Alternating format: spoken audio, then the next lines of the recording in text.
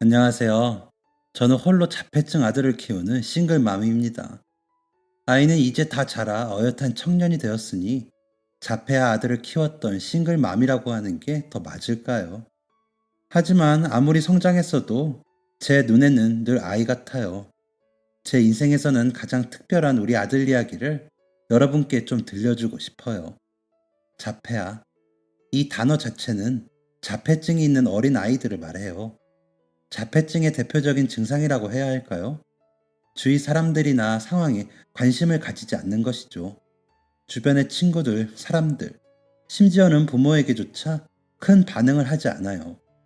여자아이보다 남자아이들에게 더 많이 나타나고 아직까지도 이 증상이 나타나는 원인을 모른다고 해요.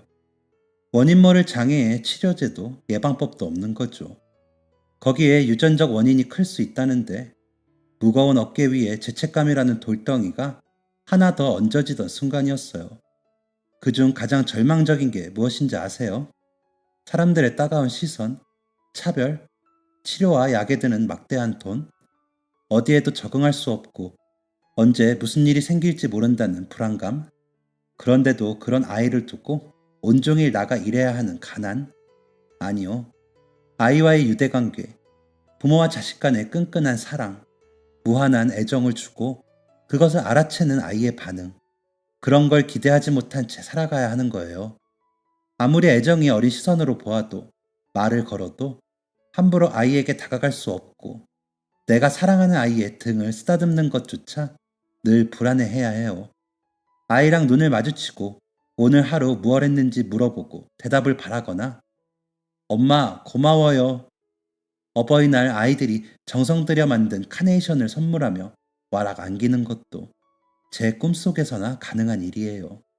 그거 잘 지어진 혼자만의 세계에서 살아가고 있는 아이를 늘 옆에서 지키고 있는 것. 그리고 어쩌다 가끔 그곳에서 던지는 공허한 시선에 만족하는 것. 제 아들과 제가 살아가는 조금 다른 일상들이죠.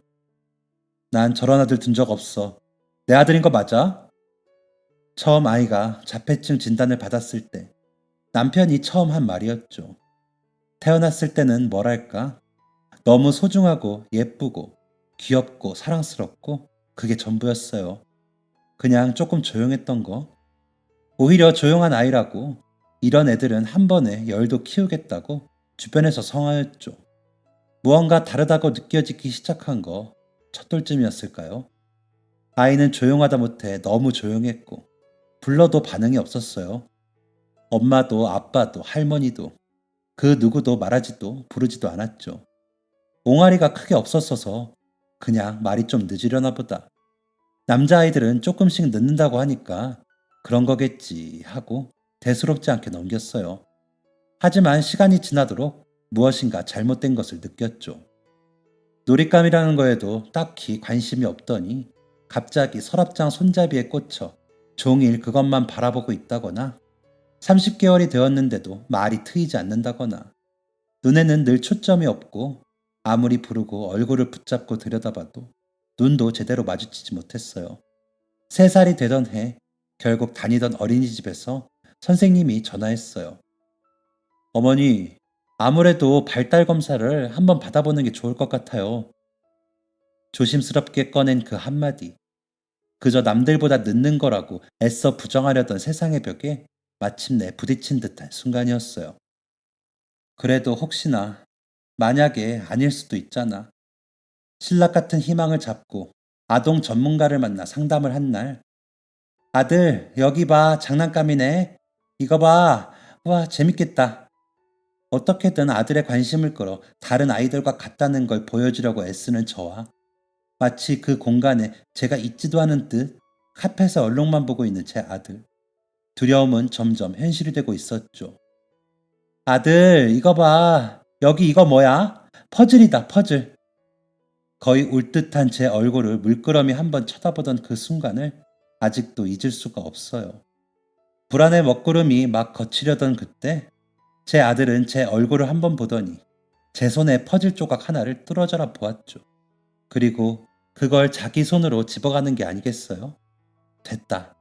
그때 속으로 그렇게 생각했어요. 하지만 헛된 희망을 부수어 버리듯 아이는 그 조각 하나를 다시 아까의 얼룩 옆에 놓아두더니 또 한참을 하염없이 그것만 들여다보고 있었죠. 옆에서 그것을 보고 빠르게 뭔가를 기록하던 선생님. 그럼 그렇지. 같은 뜻에 말없이 고개를 끄덕이던 모습. 저는 당장이라도 그 자리에서 눈물이 쏟아져 나올 것 같았어요. 검사가 모두 끝난 후 어머니, 지금 언어 발달도 전혀 안 되고 있고 또 이 아이는 다른 또래와의 상호작용이나 또래뿐 아니라 모든 사람과의 상호작용이 전혀 되지 않아요. 사회성 발달도 전혀 되어 있지 않아요. 상대가 하는 말을 제대로 이해하지도 감정을 읽어내지도 못하고 무엇보다 남들은 한 번에 이해하기 힘든 자신만의 무엇인가에 빠져 있어요. 종합적으로 보았을 때 자폐 스펙트럼의 범주에 속하는 것 같습니다. 저희, 저희 애가, 저희 애가 자폐하라는 건가요? 그럼 평생 저렇게 살아야 한다는 건가요? 약물 치료도 있고 놀이 치료도 받을 수 있어요. 학교도 다니고 일도 하는 친구들도 있고요. 완전히 낫는 건 아니지만 보통 아이들과 함께 생활할 수 있도록 훈련을 받을 수 있어요. 마지막으로 버티던 방어벽마저 무너져 내리는 것 같았습니다. 전문가의 소견에 의해 확정이 되어버린 거예요. 제 아들이 유아 자폐증이라는 건 말이죠. 그때는 그게 마치 내일 당장 죽는 희소병이라도 선고받은 것처럼 제 머리를 때렸습니다. 아이와 집으로 돌아가는 길, 병원에서 받은 공 하나를 몇 시간째 뚫어져라 보고 있는 아이를 보니 앞으로 다가올 미래가 막막했습니다. 눈 2개, 코 하나, 입 하나, 귀도 2개, 발가락 10개, 손가락도 10개. 모든 게 완벽하게 태어났던 우리 아들. 엄마를 닮은 눈도, 아빠를 닮은 코도, 팔도, 다리도, 몸통도, 머리 둘레도, 심장 박동도. 모든 게 완벽하게 태어났는데 어째서 이런 일이 생겼을까? 저는 모든 게 제 탓인 것만 같아 아이에게 미안하다며 길 위에서 한참을 울었습니다. 공만 바라보느라 제가 울어도 눈 한 번 마주치지 않는 아이를 안고 말이죠. 집으로 돌아와 퇴근한 남편에게 검사 결과를 말해주었습니다. 그리고 내뱉은 제일 첫 마디가 바로 저것이었죠. 내 아들 맞아? 여보, 무슨 말을 그렇게... 아니, 내 아들인데 그럴 리가 없잖아. 우리 집은 이제까지 저런 병신은 한 번도 없었어. 아니면 너야? 너희 집이야? 병신이라니 무슨 말을 그렇게 해. 아침까지도 그렇게 예뻐하더니 어떻게 그렇게 말해? 결국 언성이 높아졌죠. 야, 솔직히 말해. 내 아들 맞냐고. 그래, 네 아들이다. 너랑 나랑 낳은 우리 아들이라고. 야, 난 저런 아들 둔 적 없어. 난 내 아들로 인정 못해. 키우려면 너나 키워. 난 못 키우니까. 요즘은 놀이치료나 미술치료도 있고 직장에 취직해서 남들처럼 사는 애들도 많대. 그러니까, 그니까, 그니까 너가 그렇게 키우라고. 3살이나 돼서는 아직 아빠 소리도 못하는 거. 어차피 나도 제 아빠였던 적 없으니까. 그렇게 키우고 싶으면 너 혼자 키워. 남편은 성질을 내더니 그대로 집을 나갔습니다. 그리고 그날 밤 들어오지 않았어요. 아이는 슬퍼하지도 울지도 않았고 아빠를 찾지도 않았어요. 오히려 이럴 때는 다행이라고 해야 할까요? 남편이 이틀째 집에 들어오지 않던 날 시어머니로부터 전화가 왔습니다. 여보세요? 네, 어머니. 집으로 와라. 얘기 좀 하자. 무슨 일인지 알 것 같았어요. 저는 아이와 함께 근처에 사는 시어머니 집으로 갔습니다. 남편의 아버지는 어릴 때 돌아가셔서 어머님 혼자 힘들게 아들을 기르신 터라 원래도 아들에 대한 애착이 강하신 분이었어요. 무슨 말씀을 하실지는 뻔했죠. 적어도 데려왔니? 저거라뇨, 어머니. 지난번 왔을 때랑 똑같은 제 아들이고 그의 아들이고 어머니 손자예요. 그래서 넌 계속 키우겠다는 거니? 당연한 거 아닌가요? 어머니는 한숨을 한번 쉬더니 저와 아들을 번갈아 보고 다시 말을 이었습니다. 너 아직 젊다. 애는 다시 가지면 돼. 요즘은 보육원도 시설도 좋고 잘 되어 있다더라. 해외 입양 같은 거 가면 쟤한테 더 좋을 수도 있고. 어머니! 이게 어딜 시애미한테 소리를 질러? 내가 나 좋자고 이러는 거야? 내가 너도 딸같이 생각하니까 하는 말이다. 이대로 남편이랑도 헤어지고 장애인 애 키우느라 돈 쓰고 시간 쓰고 그렇게 평생 살래? 전 온몸이 부들부들 떨리는 것을 겨우 참으며 말을 이었습니다. 이럴 줄은 알았지만 혹시나 해서 왔던 건데 괜히 왔네요. 저 아이 병원 가기 전날과 똑같은 제 아들이에요. 저는 제 아들 포기 못합니다. 네가 그렇다면 그래 그렇게 해라. 대신 내 아들은 포기해. 난 우리 아들 저런 거 키우는 거 못 본다. 양육비는 줄 테니까 그렇게 키우고 싶으면 나가. 나가서 네 아들 네가 키우면서 살아라. 네, 그럴게요. 그럴 거예요. 이런 소리 하실 거면 오늘 괜히 왔네요. 이만 가보겠습니다. 저는 아이를 데리고 집으로 돌아갔습니다. 아무것도 모르는 아들을 보니 속이 답답하면서도 이렇게 모진 소리들을 차라리 듣지 않은 게 나을지도 모르겠다 싶었어요. 며칠 뒤 남편은 이혼 서류와 함께 집으로 돌아왔습니다. 어휴, 그놈의 고집 진짜. 애는 또 나오면 되잖아. 당신 진짜 소름 끼친다. 어떻게 의사 말 한마디에 그렇게 180도 변하니? 그깟 장애가 뭐라고? 애를 버리겠다고? 네가 그러고도 사람이니? 양육비나 똑바로 보내. 알겠으니까 어디 가서 내 아들이라고 하지 마라. 우리 집안에 먹칠하기 싫으니까. 그럼 어디 한번 잘 키워봐라. 남편은 마지막까지 잔인한 말을 수없이 내뱉었어요. 그래도 위자료의 개념으로 작은 원룸 하나를 구해주더군요. 그리고 어디 가서 절대로 제 아들이 남편의 아들이란 것을 말하지 않는다는 각서까지 쓰게 했어요. 남편도 시어머니도 어떻게 한순간에 그렇게 돌변할 수 있는지, 그렇게 예뻐하던 아들, 손주를 버리라는 말을 그렇게 쉽게 내뱉을 수 있는지, 손바닥 뒤집듯 뒤바뀐 태도에 소름이 끼쳤습니다. 그런 가족이라면 저도 우리 아들과 함께하게 놔두기 싫었어요. 차라리 잘 됐다 싶었습니다. 하지만 현실은 쉽지 않았습니다. 몇 년간 경력은 단절됐지. 딱히 내세울 학벌도 아니고 자격증도 없지. 게다가 아들은 혼자 오랫동안 놔둘 수도 없지. 이런저런 일을 찾는 게 쉽지 않았어요. 하지만 남편이 약속한 양육비도 있으니 생활비 약간만 벌면 되겠지. 라는 생각에 근처 식당에서 짧게 일했어요. 일이 고되기는 했지만 학교에 가고 센터에 가 있는 시간이랑 잘 맞아서 시간이 될 때마다 나갔죠. 센터에 다니면서 아이가 크게 나아지거나 하는 건 느낄 수 없었어요. 다만 제가 이 증상에 대해 더 잘 이해하게 되었고 몰랐던 제 아들을 더 많이 이해하게 되었죠. 일하며 고된 와중에도 아이의 장애를 이해하기 위해서 밤낮으로 공부하고 아이한테 도움이 된다고 하면 무엇이든 해주고 싶었어요. 첫 딸은 그래도 약속대로 양육비를 보내주더군요. 둘째 딸은 좀 늦게 보내더니 셋째 딸부터는 금액이 줄어들고 전화로 재촉했을 때야 겨우 보내주었어요. 그리고 네 번째 달부터는 아예 연락도 안 받더군요. 어머니께도 연락해봤지만 연락받지 않았어요. 혹시 이럴까 싶기는 했지만 역시나 당장 아이 센터 비용을 내려면 일을 더 늘릴 수밖에 없었어요. 하지만 아이를 어디에 맡겨야 할지 고민이었죠. 친정 식구도 없고 친척이나 친구도 이렇다 할 사람이 없었어요. 그리고 평범한 아이가 아니기 때문에 아들, 엄마 다녀올게. 저는 식당 사장이 소개해준 한 술집의 주방에서 야간에 일하게 됐어요. 야간이라 급여도 더 세고 아이가 자는 동안 다녀오면 되겠다 싶었거든요. 그렇게 며칠을 아이가 잠든 밤 나갔었고 이렇게 해나가면 되겠다 싶었어요. 그러던 어느 날 아침 일을 마치고 돌아왔는데 아이가 깨어 있었어요. 아들, 엄마 왔어. 일어나 있네. 저는 여전히 대답도 눈도 마주치지 않는 아이의 옆에 다가갔다가 깜짝 놀랐죠. 아이 이마에서 피가 나고 있었어요. 이게, 이게 무슨 일이야?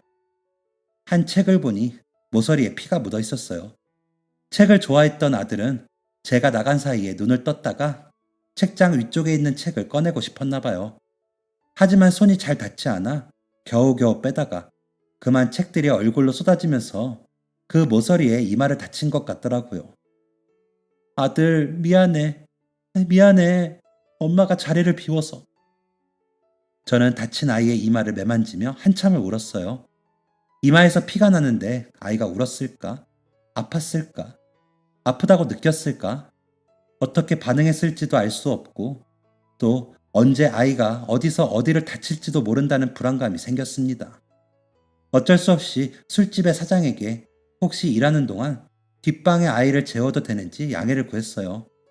사장은 평소 제가 일을 잘한다며 칭찬하며 좋게 봐주었기에 흔쾌히 그러라고 하더군요. 그렇게 저는 저녁이 되면 출근해 아이를 뒷방에 재우고 밤새 식당에서 일했습니다. 평소 워낙 조용한 아이인데다 책만 쥐어주면 뛰거나 시끄럽게 하는 일이 없으니 직원들도 신기해했어요. 아이에게 좋은 환경은 아니었지만 그래도 일도 하고 아이도 볼 수 있으니 지금은 이게 최선이라고 생각했죠. 센터는 한동안 갈 수가 없었어요. 주에 2회 가던 걸 1회를 줄이고 2주에 한 번으로 줄이고 한 달에 한 번. 그렇게 텀을 두다가 지금은 아예 가지도 못하고 있었죠. 하지만 크게 달라진 점이 없으니 괜찮다고 생각했어요. 그런데 일이 터졌어요. 아, 아, 어머, 얘가 왜 이래? 평소 아이를 귀여워하던 아가씨가 그날도 책을 읽고 있는 아이가 신기해서 장난친다며 손에서 책을 뺏었나 봐요. 하지만 그런 장난을 이해할 수 없었기에 아이는 괴성을 질렀고 마침 아이 옆에서 가까이 앉아 있어 머리카락을 손으로 움켜쥐며 소리를 질렀나 봅니다. 아이가 지르는 괴성에 깜짝 놀라 직원들과 근처 손님들이 우르르 달려갔어요.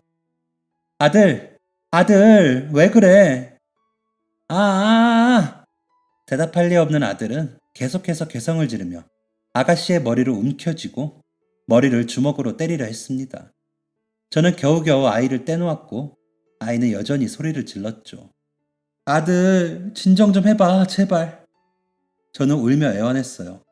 그때 옆에 던져진 책이 눈에 띄었고 저는 얼른 책을 집어 다시 아이에게 쥐어주었습니다. 마치 태풍이 지나간 다음 날처럼 아이는 무슨 일이 있었냐는 듯 다시 조용히 책을 펼치며 앉았어요. 뭐야? 아줌마 아들 뭐예요? 또라이야? 그런 게 아니라 저희 애가 이거 머리 빠진 거 어떡할 거야? 어떡할 거냐고! 죄송합니다.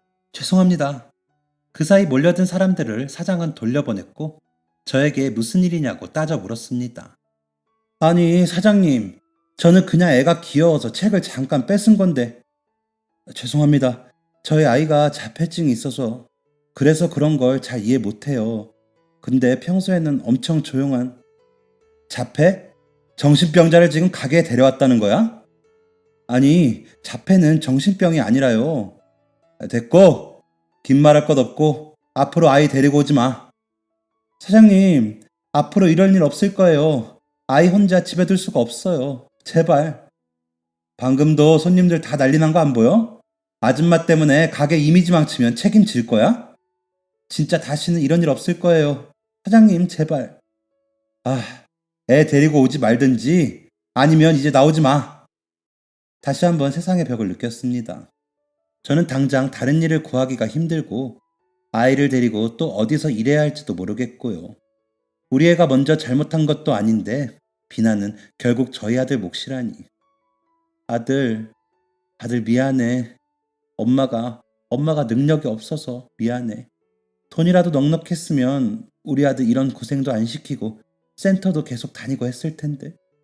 우리 아들 좋아하는 책도 잔뜩 사주고. 미안해 아들. 엄마가 미안해. 저는 책에 시선을 고정한 아이를 붙들고 울었습니다. 이렇게 계속 살 수 있나? 이게 맞는 일일까? 어쩌면 내가 아이를 더 힘들게 하고 있는 건 아닐까? 며칠 뒤 저는 아이 손을 잡고 근처 보육원에 갔습니다. 짐이랄 것도 없는 간소한 가방을 들고 보육원 문 앞에 섰죠. 아들, 여기 무척 좋은 곳이래. 선생님들도 있고 친구들도 있고 아들 좋아하는 책도 있어.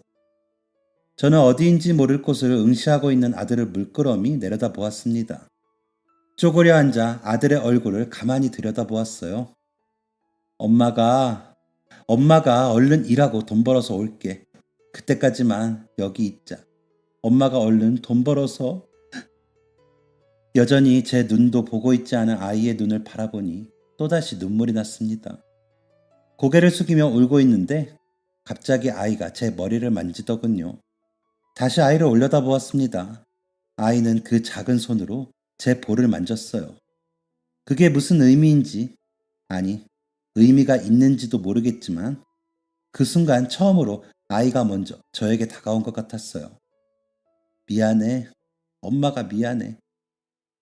저는 아이를 보육원에 맡기려고 했던 것이 부끄러워졌습니다.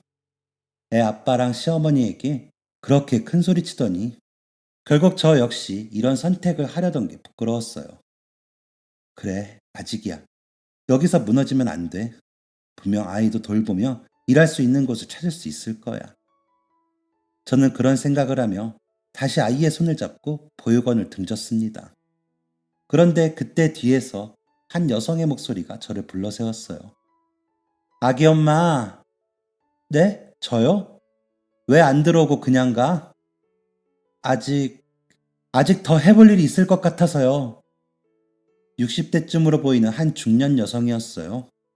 그분은 저에게 자초지종을 물었고, 저는 처음 만났지만 저의 이야기에 귀 기울여주는 사람도 처음이라 그동안의 일들을 줄줄이 이야기했어요. 한참을 듣던 그분이 아이를 한번 쳐다보더니 제게 말했습니다. 애가 책을 좋아하는데 그럼 책은 사주고 있어요? 아니요. 헌책방에서 몇 권 사고 아이가 똑같은 책을 몇 번이나 또 읽어요. 책값도 워낙 비싸서 자주 사주기가 힘들더라고요. 잠깐 있어봐요. 그렇게 말씀하시더니 어딘가로 전화를 걸었습니다. 통화를 마치더니 저에게 주소 하나를 알려주시더라고요. 여기 내가 아는 곳인데 마침 최근에 사람을 구한다더라고. 중고 책방이라 잘하면 책도 몇 권 얻을 수 있고 일하다 보면 저렴하게 살 기회도 있을 거예요. 여기 근처에 공부방도 있어서 아이는 일하는 동안 거기 맡겨두면 될 거예요. 감사합니다. 감사합니다, 선생님. 저는 이게 다 무슨 일인가 싶어서 어리둥절했어요. 감사합니다. 이런 도움을 받아도 될지. 그럼 받아도 되지. 대신 아기 엄마도 남을 도울 일이 생기면 언제든 돕겠다고 약속해요. 세상은 그런 사람들이 모여서 조금씩 나아지는 거니까. 네, 걱정 마세요. 이 은혜 정말 잊지 않겠습니다. 성함이라도. 허허, 성함은 됐고 어차피 인연이면 또 만날 기회가 있을 거예요. 그건 그때 가서 갚기로 하고. 잠깐 있어봐요. 그분은 잠시 보육원 안으로 가시더니 잠시 후 웬 통과 봉투를 들고 나왔습니다. 뭐 내가 다른 건 더 줄 건 없고 이건 내가 만든 김치인데 다들 맛이 좋다고 하더라고. 이거 가져가서 애기랑 같이 먹어요. 내가 저 녀석이 장난감을 그렇게 좋아한다 그랬으면 이렇게 마음 쓰지 않았을 텐데 아들이 아주 기특하게도 책을 좋아해서 예뻐서 주는 거니까 받아요. 그리고 이건 보육원에서 애들이 안 읽는 책 몇 권 가져왔어요. 여기는 어차피 기부하는 사람들이 많아서 이 정도는 줘도 되는 거니까 부담 갖지 말아요. 감사합니다. 감사해요. 감사합니다. 저희 아이 잘 키워서 꼭꼭 약속드린 것처럼 도움이 필요한 분은 언제든 도울게요. 감사합니다. 그렇게 모든 것이 다 무너지고 끝났다고 생각했을 때 저는 귀인을 만났습니다. 아이와 더 이상 함께하지 못할 뻔했던 그 순간 저를 다시 살아가게 할 도움을 준 너무 감사한 분이었어요. 그 다음날 저는 서점으로 찾아갔습니다. 어서 오세요. 어제 전화 받고 기다리고 있었어요. 책방에서 일해본 적은 있어요? 예전에 결혼하기 전에 동네 서점에서 일한 적이 있었어요. 그럼 뭐 잘 아시겠네요. 대신 저희는 헌책방이라서 책 중에 많이 닳고 약해진 것들도 있거든요. 그런 걸 옮길 때 주의해 주세요. 자, 매장 안에 설명 먼저 해줄게요. 이리로 오세요. 매장의 사장님은 매우 친절한 분이었고, 가게는 좀 넓긴 했지만, 그래도 식당 일에 비하면 훨씬 여건이 좋았습니다. 아이 역시 그분께서 말씀하셨던 근처 공부방에 부탁드릴 수 있었어요. 어제 할머니가 말씀하신 분이구나. 제가 예전에 특수아동 전공을 했어서 걱정 말고 일하고 오세요, 어머니. 이게 꿈인가 진짜인가? 어리둥절한 만큼 모든 게 저를 위한 선물 같았습니다. 저는 감사한 마음을 갖기 위해서 더 열심히 일했고, 사장님은 가끔 판매할 정도의 가치가 없는 낡은 책이나 아니면 오랜 기간 팔리지 않은 책들을 선물로 주셨어요. 특히 같은 책이 여러 권 들어온 것들도 주셨는데, 그 당시 아이들에게 인기가 많던 지식 사전이나 참고서 같은 책들이 많았습니다. 아이들이 원해서 우르르 샀다가 자라면서 다시 우르르 들어오게 되는 것이죠. 저희 아들의 연령에 맞지는 않았지만 워낙 책이라면 다 잘 보는 아이라서 저는 때로는 중학생 참고도서를, 또 때로는 교수님들이 쓰신 논문 같은 어려운 도서들까지 아이를 가져다 주었습니다. 근데 언젠가부터 아이가 조금 특별하다고 느끼기 시작했어요. 36. 응? 뭐라고? 파랑 36. 처음에는 무슨 소리인가 했습니다. 112. 112? 아저씨 112. 종종 사물이나 간판, 곤충 등 주변의 것을 가리키며 숫자와 알 수 없는 단어들을 이야기했어요. 그러다 하루는 집에서 텔레비전을 보는데 어떤 건물이 나오더라고요. 아이는 갑자기 그것을 가리키더니 24, 24, 프랑스 24. 저는 순간적으로 책장에 꽂혀 있는 책에 눈이 갔습니다. 설마 하는 마음으로 책장에서 프랑스라고 적혀 있는 책을 꺼내 24쪽을 열어보았죠. 깜짝 놀랄 수밖에 없었어요. 정확히 그 페이지에 아이가 가리켰던 건물의 사진과 설명이 나와 있었거든요. 24, 프랑스 24, 1856년 프랑스 24. 프랑스 24? 저기 나온 건물 프랑스 책 24쪽에 있는 걸 알고 있는 거야? 1856년 95m, 창문 16개. 아이는 책 속에 나와 있는 건물의 설명들을 줄줄이 이야기하기 시작했습니다. 특히나 책의 설명에도 나오지 않은 사진으로 봤을 때의 창문의 개수라던가 사람의 숫자 등등 숫자에 관련된 것을 위주로 이야기했어요. 저는 혹시나 아이가 숫자에 애착이 있는 것은 아닐까 싶어 그 후 아이에게 숫자를 이용해서 대화를 해보았습니다. 준호야, 이거 과자 2개. 과자 2개, 3번 칸 8개, 8개, 2개, 16개. 아이는 과자가 있던 서랍장의 위치를 3번 칸이라고 표현했어요. 그리고 과자에 올려진 초콜릿의 개수와 그것을 더한 숫자까지 알고 있었습니다. 그 후 제가 이것을 알아듣는다고 생각했는지 아이는 종종 저에게 숫자로 말을 걸었습니다. 2번, 2번 칸, 2번 칸 세 번째 1개. 아이는 냉장고를 손으로 만지며 이렇게 이야기했고, 냉장고를 열어 아이가 말한 것을 보니 초코 우유가 들어있었죠. 2번 칸 세 번째 1개? 그럼 네 번째도 1개 줄까? 저는 그 옆칸의 초코파이를 가리키며 이야기했어요. 아니, 초코는 1개, 1개만. 초코 2개는 28개, 아파. 28개가 뭔가 했더니 사람의 치아 개수더라고요. 저는 그때부터 아이가 숫자에 관심이 크다는 것을 인지하고 헌 책방에서도 숫자로 관련된 책들을 더 많이 가져다 주기 시작했어요. 아이가 읽은 책 중 아무 장이나 펼쳐 물어보면 아이는 그 페이지의 모든 내용을 줄줄이 이야기했습니다. 하지만 이런 천재성도 아이의 특별함 때문에 다른 이들에게는 그저 더 이상해 보이는 모습이었죠.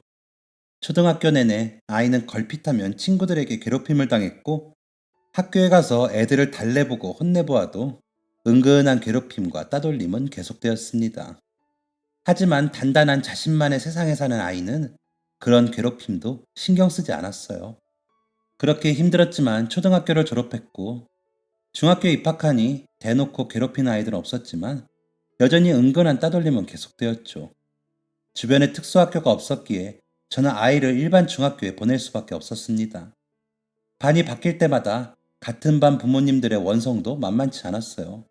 학교에 저희 아이와 같은 반은 피해달라고 전화하는 학부모님들도 있었죠. 그러던 어느 날 담임 선생님으로부터 연락이 왔습니다. 저는 또 무슨 일이 생겼나 싶어 다급하게 뛰어갔어요. 교실로 와달라는 담임 선생님의 이야기에 교실 문을 열었더니 아이가 너무나 편안한 얼굴로 담임 선생님과 앉아 있었습니다. 어머니 오셨어요? 선생님, 무슨 일? 아이고, 뛰어오셨어요? 제가 연락드려서 너무 놀라셨죠? 그러려던 건 아니었는데, 잠깐 앉아 계세요. 마실 것 좀 드릴게요. 선생님은 냉장고에서 커피를 꺼내 저에게 내밀었습니다. 죄송해요. 근데 전화로 말씀드리기가 좀 어려워서. 아니에요. 혹시 저희 애가 또 무슨 사고라도. 하하, 사고라면 사고죠. 대형 사고. 호탕하게 웃는 선생님 앞에서 저는 걱정스러운 얼굴을 지었습니다. 어머니, 혹시 서번트 증후군이라고 아세요? 서번트 증후군이요? 네, 자폐증 증상 중 하나인데 특정 영역에 천재적인 능력이 나타나는 아이들을 말해요. 그런데 그게 준호, 아무래도 서번트 증후군인 것 같아요. 네? 저도 전문가가 아니라서 좀 더 알아봐야겠지만 준호가 혹시 수학에 재능 있는 거 알고 계셨어요? 선생님은 프린트 한 장을 저에게 내밀었어요. 숫자를 좋아하는 건 알았지만 수학의 재능까지는. 지금 이 문제 대학 수학 문제예요. 혹시 몰라서 줘봤는데 준호가 이걸 풀었더라고요. 네? 우연인가 싶어서 다른 문제들도 몇 개 줬는데 그것도 다 풀더라고요. 준호가 대학 수학을요? 네. 맨날 수업 시간에 교실에도 안 있으려고 하고 자꾸 밖에 나가길래 제가 주의 깊게 좀 살펴봤었거든요. 근데 주로 도서관에 있더라고요. 그러더니 어느 날은 혼자서 학교 운동장에 나가 있는 거예요. 그래서 따라가 봤더니 운동장 흙바닥에 수학 문제를 풀고 있었어요. 그게 신기했던 선생님은 마치 본인이 수학 전공이었기에 중학생 수준부터 고등학생, 대학생 순으로 아이에게 문제들을 줬다고 해요. 그런데 아이가 막힘없이 무슨 문제든 척척 풀어냈다는군요. 사실 수학적으로 제가 영 아는 게 없어서 그냥 자폐증 아이들이 어느 한 가지에 관심을 보인다길래 그게 그저 숫자를 좋아하는 것인 줄 알았어요. 제가 수학 문제를 풀라고 줘본 적도 없고 아이가 풀었다고 해도 그게 맞는지도 잘 몰랐던 거죠. 그래서 말인데 친구 중에 지금 고등학교에서 물리를 가르치는 친구가 있어요. 그런데 그 친구가 어릴 때부터 수학 영재로 유명했던 친구거든요. 지금은 수학 영재들 육성하는 기관의 담당 교사로 있어서 혹시 그 친구에게 연락해서 준호를 상담받아 보면 어떨까 싶어서요. 하지만 준호는. 네, 알아요. 자폐증인 거. 사실 저의 남동생도 자폐증이거든요. 그래서 학기 초부터 준호를 좀 유심히 지켜봤던 것도 있어요. 아이들 사이 벌어지는 일인데다 이제 머리도 굵어진 녀석들이라 제가 직접 나서서 너네 친하게 지내라 할 수는 없어서 그저 멀리서 지켜보기만 했었는데 저의 동생도 자폐지만 지금은 가게에서 일도 하고 결혼도 했어요. 어머니, 그러니까 자폐증인 걸 생각하시기 전에 준호한테 있는 재능이 어떤 건지 한번 테스트라도 받아보세요. 저는 잠시 망설였지만 아이에게 그런 능력이 있다면 키워주는 게 맞다고 생각했습니다. 그로부터 며칠 후 선생님이 말씀하신 수학 영재센터로 방문했습니다. 안녕하세요. 어머니 한기춘입니다. 지금 과학고에서 물리를 가르치고 있고 여기 영재센터에서 아이들을 지원하고 있어요. 안녕? 네가 준호니? 시원한 인상의 그는 준호의 자폐증에 관해서도 이야기를 들었다고 했습니다. 하하, 어머니, 여기 있는 애들, 준호랑 비슷한 애들도 많아요. 문제 하나에 꽂혀서 밥도 안 먹고 친구들이랑 이야기도 안 하고 온종일 그 문제만 풀려고 붙들고 있고 게임을 하는 친구들도 그렇잖아요. 애들 게임을 한다고 부모가 불러도 대답도 안 하고 빠져들다가 학원도 땡땡이 치고 저는 뭐 하나가 좋아서 그것만 파고드는 친구들이랑 준호랑 비슷하다고 생각해요. 고맙게도 그렇게 말해준 사람은 한 선생님이 처음이었습니다. 선생님은 아이를 데리고 상담실로 가서 여러 단계의 수학 문제를 풀어보게 했어요. 테스트 시간이 끝나고 선생님이 안쪽으로 저희를 불렀습니다. 어머니, 지금 이 테스트지가 저희 센터에 입소 원하는 친구들이 보는 시험지거든요. 그리고 이거 여기 센터 다니는 친구들이 분기별로 보는 시험지 중 하나고요. 준호는 이걸 다 풀었네요. 그리고 선생님은 잠시 말을 멈추고 물끄러미 저를 바라보았습니다. 그리고 이거 다 맞았어요. 어머니, 준호는 영재예요. 수학 영재. 본인이 아직 배우지 못한 부분이 있어서 조금 더 어렵게 푼 문제들도 있지만 지금 수준으로는 대학에 다녀도 손색이 없을 정도예요. 혹시 준호 과학고 진학은 어떠세요? 당장 대학에 가도 손색 없지만 아직 배우지 못한 기초 공식 같은 건 더 배워야 하니까 저는 어떨까 하는데. 과학고요? 저희 준호가 과학고를? 지금 제가 일하는 학교는 사립인데 재능 있는 친구들을 양성하는데 더 의의가 큰 곳이에요. 그래서 장학금도 지원하고 있어서 학교 다니는데 따로 돈이 들진 않을 거예요. 준호, 정말 아까운 재능을 가졌어요. 여기서 더 발전하면 앞으로 어떤 미래가 있을지 몰라요. 어머니, 돈 걱정은 마시고 제발 진지하게 고려해 보세요. 저는 마음이 무거웠습니다. 과학고, 당장 학비는 안 든다고 해도 다니는 친구들의 수준도 높고 또 공부 잘하는 친구들이 오면 그 부모님들은 더 유난일지도 모르는데 그럼 거기서마저 우리 아이를 배척하면 아이는 또 어디로 가야 하나. 하지만 이대로 재능 있는 아이를 그 날개도 펼쳐보지 못한 채 날지 못하게 말릴 순 없었습니다. 그래, 결과가 어떻게 되든 일단 부딪혀보자. 저는 다음날 선생님에게 아이를 과학고에 보내겠다는 전화를 드렸습니다. 그 소식을 들은 담임 선생님은 매우 기뻐하셨어요. 그 후 수학 선생님이자 담임 선생님인 진빛나리 선생님과 아이가 입학할 고등학교 물리 교사이자 수학 영재센터에서 아이들을 봐주는 한기춘 선생님의 응원과 힘을 모아 아이는 장학금을 받으며 과학고에 입학했습니다. 그리고 걱정했던 마음과 달리 선생님들께서 입학 전 부모님들에게 저희 아이에 대한 설명을 매우 친절하게 해주셨고 담임 선생님과 다른 교사분들과 상의해 저희 아이가 최대한 편안한 환경에서 학습을 이어나갈 수 있도록 도와주셨습니다. 그 모든 순간 하나하나, 노력 하나하나가 저희에게는 얼마나 감사한 일이었는지 모릅니다. 장학금으로 학비를 내고 있다고 해도 틈틈이 연수 비용이나 수학 경시대회 참여를 위해 차비 등등 돈이 들어갈 곳들이 아예 없지는 않았어요. 하지만 처음으로 저희 아들이 대학에 갈 수도 있다는 생각에 저는 더욱 열심히 일해 알뜰히 돈을 모았습니다. 아이는 자신이 좋아하는 분야를 공부하고 또 자기 말을 잘 이해해주는 사람들과 함께해서인지 이전보다 더 편안한 모습이었습니다. 그리고 고3 여름방학을 앞두고 선생님께서 저에게 해외 유학에 대해 권유하셨어요. 어머니, 준호는 지금 수학 천재라고 할 수 있어요.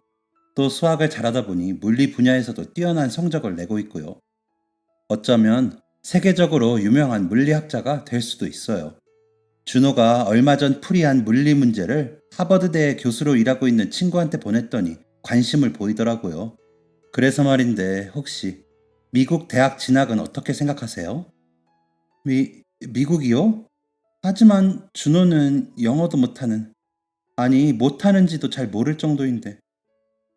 우리 학교에서 영어로 진행되는 수업도 있는데 준호가 영어를 이해를 못하는 것 같진 않아요. 다만 원래도 말이 잘 없기 때문에 표현을 안 하는 것 같긴 해요.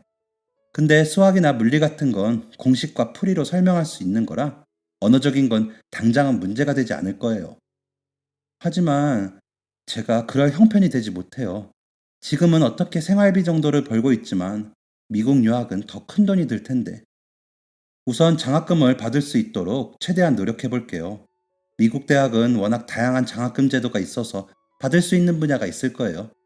그리고 다른 곳에서 장학 지원을 받을 수 있는지 빛나리 선생님이랑도 한번 알아볼게요. 그러니까 어머님께서는 미국에 보낼 의사가 있으신지 그것만 긍정적인 방향으로 생각해 주세요. 저는 알겠다고 대답을 한 다음 집으로 돌아왔습니다. 그리고 통장 잔고를 보았어요. 꽤 많이 모았지만 대학 학비, 이외에 미국에서 생활할 생활비까지는 턱없이 부족했습니다. 그리고 아이의 자폐증 때문에 그 먼 타지에 혼자 보낼 수도 없고요. 저도 같이 미국으로 가야 하는데 이 돈으로는 절대 무리였어요.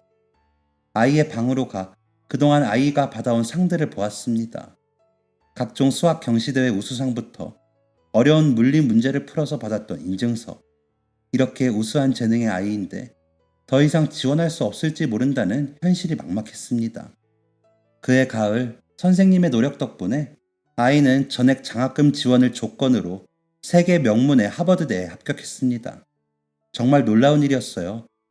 유치원도 초중학교도 제대로 적응하지 못하고 자폐증으로 손가락질 받고 따돌림 당하던 우리 아들이 하버드라니. 세계적으로 유명한 그 대학에 우리 아이가 합격하다니. 믿을 수 없는 일이고 분명 기쁜 일이었지만 저는 미국에서 지낼 생활비를 떠올리며 다시 현실의 문 앞에 부딪혔습니다. 대학 등록금 이외에 아이가 미국에서 생활할 비용들을 계산해 보았어요. 거기에 제 생활비와 영어도 못하는 제가 그곳에서 무슨 일을 할 수 있을지, 일을 한다면 얼마 정도를 벌 수 있을지 등등을 아무리 계산해 보아도 답은 나오지 않았습니다. 고심 끝에 저는 선생님을 찾아가 이야기했습니다. 선생님, 너무 감사하고 기쁘지만 준호, 하버드는 포기해야 할 것 같아요. 아니, 어머니, 그게 무슨 말씀이세요?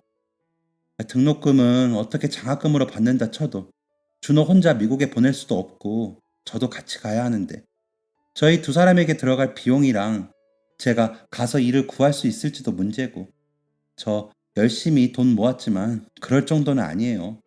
그냥 국내 대학 원서로 다시 준비해야 할 것 같아요. 어머니, 그러지 말고 잠시만 기다리시면. 저는 그대로 상담실을 뛰어나왔습니다. 재능 있는 아이와 능력 없는 엄마인 탓에 그 재능을 갉아먹어야 하는 현실. 저는 그 현실 앞에서 다시 한번 무너져 내렸습니다. 그리고 학교 입구를 뛰어가다 울고 있는 그때 한 여성이 말을 걸었어요.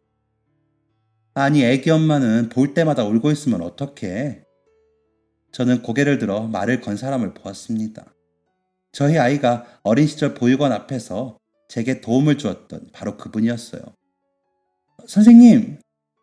선생님은 무슨, 암튼 또 울고 있는 거야? 아니, 그런 게 아니라 왜 또 돈이 속썩여? 어머니!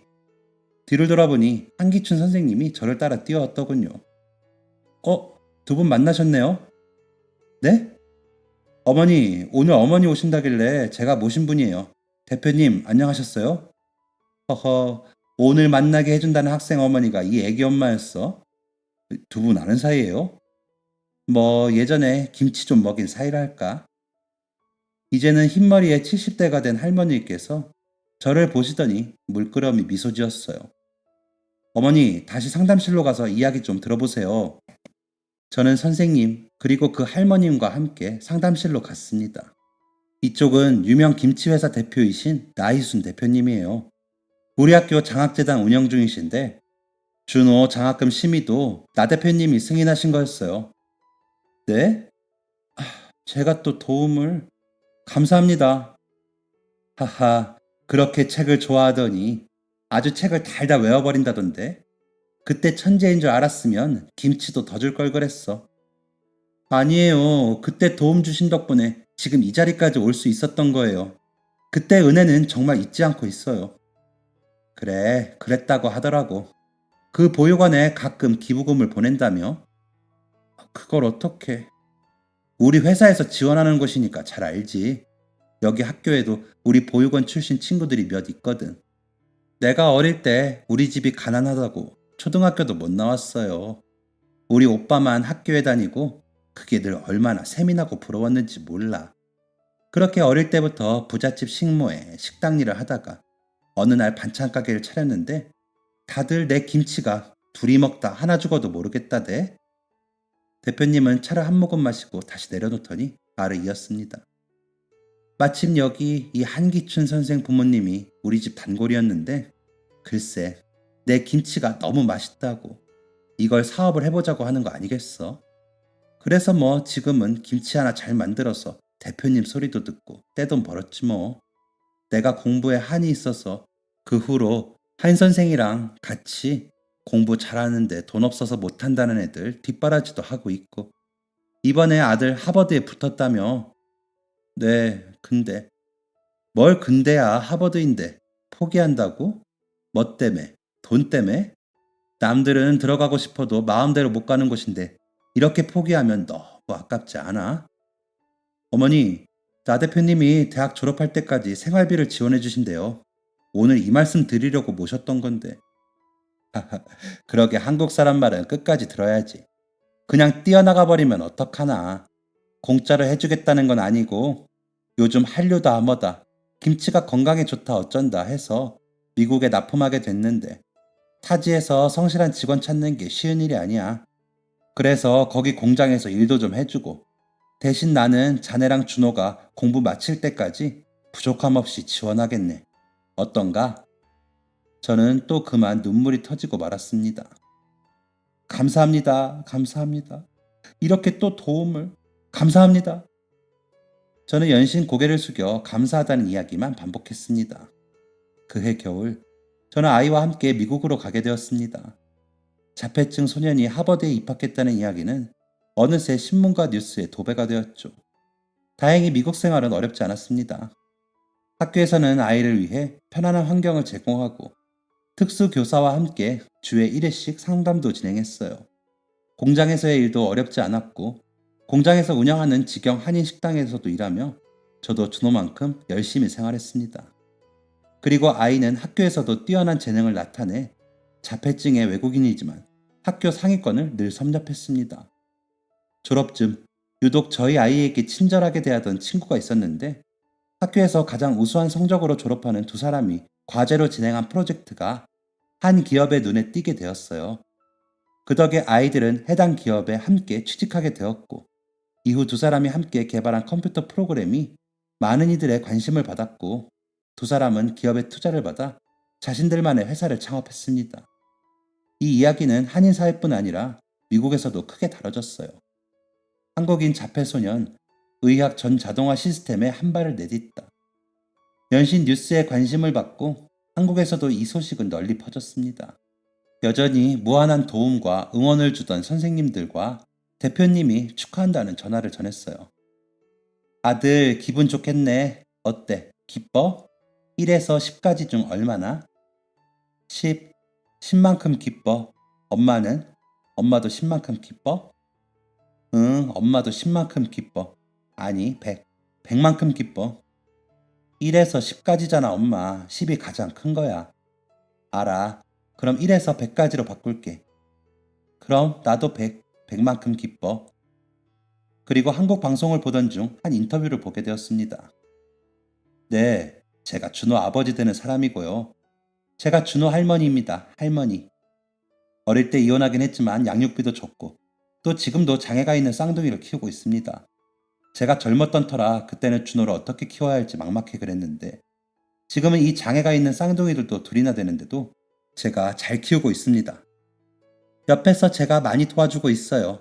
장애는 차별받을 일이 아닙니다. 모두 예쁜 제 손주들이에요. 정말 기가 차고 어이가 없었습니다. 다행히 댓글에는 유치원 이후로 아이 아버지와 시어머니가 아이를 본 적도 없다는 이야기에 그거 버린 거 아니냐며 여론이 이미 제가 하고 싶은 욕까지 다 해주고 있었어요. 뻔뻔하게 무슨 얼굴로 방송에 나와 인터뷰하는지 어이가 없었지만 저런 사람들에게 화를 내느라 제 시간을 낭비하고 싶지 않았습니다. 다행히 준호와 친구의 회사는 성공적으로 운영되고 있었고 준호의 친구도 너무 좋은 아이라 늘 옆에서 저희 애를 잘 챙겨주고 제 안부까지 잘 물어봐 주었어요. 두 사람은 어린 나이에 큰 성공과 부를 누리게 되었죠. 저 역시 김치 공장과 한인 식당이 잘 되어서 이제는 돈 걱정 없이 지내고 있었고요. 준호야, 혹시 장학재단을 만들면 어떨까? 장학재단? 응, 준호도 예전에 공부하고 싶은데 돈 없었을 때 장학금으로 공부했잖아. 이제 우리가 돈이 있으니까 이번에는 우리가 다른 친구들을 도와주면 어떨까 해서. 좋아. 정말? 응, 좋아. 할머니랑 선생님처럼 나도 좋은 일 하는 거 좋아. 공부하고 싶은 사람 있으면 마음껏 공부해야 돼. 나처럼. 아이고, 우리 예쁜 아들. 진짜 다 컸네, 이제. 그럼 할머니랑 선생님들 이름 한 글자씩 해서 만들면 어때? 이름? 응. 나희순 할머니, 진빛나리 선생님, 한기춘 선생님 이름을 따서 한빛나 어때? 좋아, 한빛나. 좋아. 좋은 이름이야. 저는 이 소식을 할머님, 저희 대표님과 선생님들에게 알렸어요. 세 분 모두 어떻게 그런 생각을 했냐며 매우 기뻐했죠. 그리고 장학재단이 설립되던 날 세 분을 미국으로 초청해 다 함께 미국 곳곳을 여행하며 시간을 보내기도 했습니다. 지금 아들은 방에서 장학재단에서 후원 중인 한 친구의 수학 문제를 봐주고 있어요. 설명을 친절하게 하는 편은 아니지만 그래도 자기가 아는 한에서 꼼꼼하게 풀이를 봐주고 코멘트를 달아주고 있네요. 처음 자폐증이라는 진단을 받았을 때는 세상이 무너지는 것 같고 후에 키우면서는 아이를 보육원에 보내려던 생각까지 했죠. 쉽지 않은 삶이었고 사연에 다 담지 못한 우여곡절도 정말 많았지만 사랑하는 아들과 그리고 좋은 인연들이 함께해 이렇게 성공할 수 있었어요. 그리고 또 지금은 제가 받은 도움을 남들에게 돌려주기 위해 노력하고 있죠. 삶에 있어 장애가 걸림돌이 될 수 있어요. 장애가 없는 사람들보다 몇 배는 더 힘들고 괴로울 수 있죠. 하지만 그래도 장애가 여러분들의 삶을 포기하게 만들도록 놔두지 말아요. 언제나 길은 열려있고 그 길을 가다 보면 어떤 기회를 마주칠지 모르니까요. 긴 사연 들어준 모든 분들께 감사드리며 오늘도 내일도 힘내시길 바랄게요. 감사합니다. 지금까지 사연 들어주셔서 감사합니다. 사연이 재밌으셨다면 구독과 좋아요를 눌러주세요. 감사합니다. 안녕히 계세요.